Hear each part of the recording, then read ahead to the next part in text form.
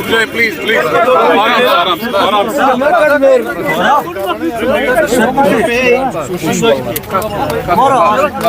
करियो कैमरा आराम से ना, नहीं ऐसा नहीं प्लीज। सबसे पहले आप आराम से ना, आपने तो आराम से बोल रहे हैं, आराम से करो, जल्दबाजी नहीं है।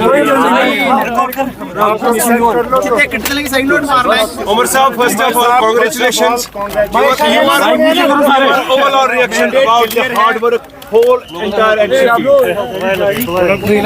सबसे पहले तो मैं जम्मू कश्मीर के लोगों को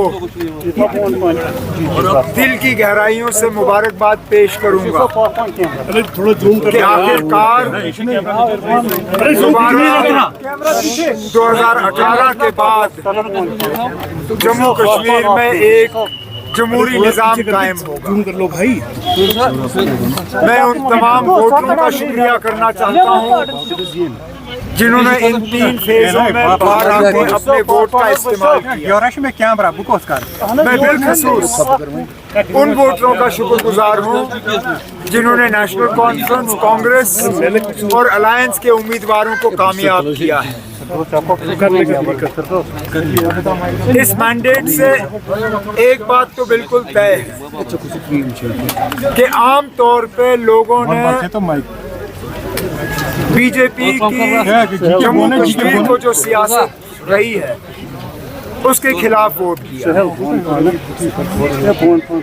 बीजेपी ने जो पुरानी तंजीमों को, जिसमें खासकर नेशनल कॉन्फ्रेंस को सियासी निशाना बनाने की कोशिश की, हमें कमजोर करने की कोशिश की, हमारे मुतबादल यहाँ पे तंजीमें खड़ी करने की कोशिश की।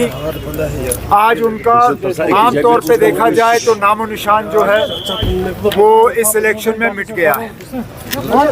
लेकिन बड़ी बात ये है कि कश्मीर, जम्मू के पहाड़ी इलाके, यहाँ वोटों का बंटवारा नहीं हुआ, वोट तकसीम नहीं हुए।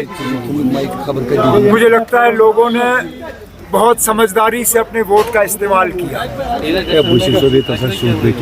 अब हम जो अलायंस के लोग हैं, हमारी जिम्मेदारी बनती है कि हम इन 5 सालों में लोगों को एक साफ सुथरा और एक ऐसी हुकूमत दे जो लोगों की उम्मीदों पे बराबर उतर आए। उमर साहब, आपको लगता है लोगों ने वाकई सिचुएशन को समझा था, सोच समझ कर ये वोट दिए गए थे?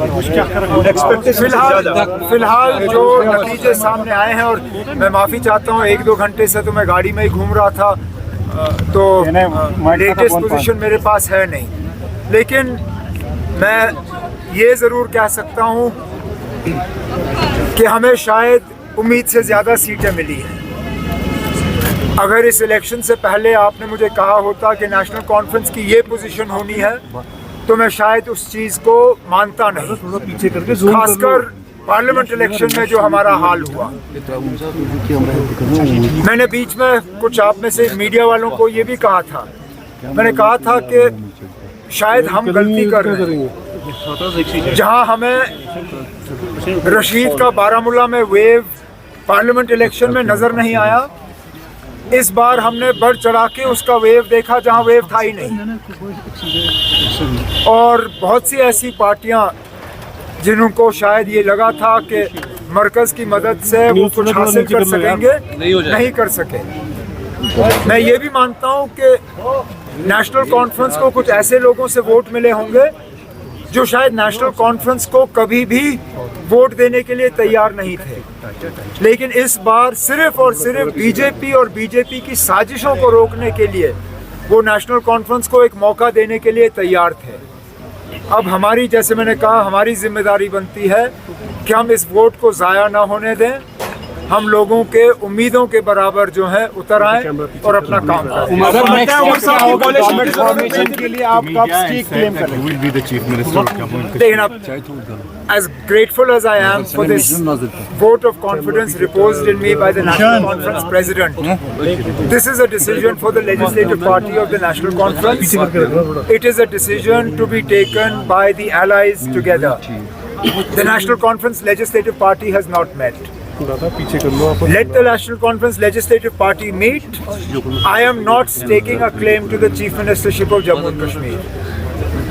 It is for the alliance, for the elected members to decide who they feel should lead the state over the course of the next 5 years. And that is as far as I'm willing to go. Umar sahab, what do you have to say to the voters? Umar sahab, फिलहाल कल हमें थोड़ा सा इस जीत का मजा लेने दीजिए। मेरे साथी जो दूर दराज इलाकों में जीते हैं वो भी थोड़ा सा एक राहत का सांस लें। मुझे लगता है 1-2 दिन में हमें अपनी लेजिस्लेटिव पार्टी मीटिंग बुलानी होगी। उसमें नेशनल कॉन्फ्रेंस का लेजिस्लेटिव पार्टी लीडर चुना जाएगा। फिर अलायंस के साथ बैठ के हम तय करेंगे कि अलायंस को हेड कौन करेगा। उसके बाद जब हमें तमाम लेटर्स ऑफ सपोर्ट हासिल होंगे तो अलायंस की तरफ से लेफ्टिनेंट गवर्नर साहब से वक्त लिया जाएगा और हुकूमत बनाने का दावा किया जाएगा वहाँ पे। और फिर लेफ्टिनेंट गवर्नर साहब तक है कि वो अगला कदम क्या लेंगे। Sir, Umar sahab, what do you have to say to the voters? What do you have to say to the voters? Are you satisfied with the performance of Congress? They have got 6 seats.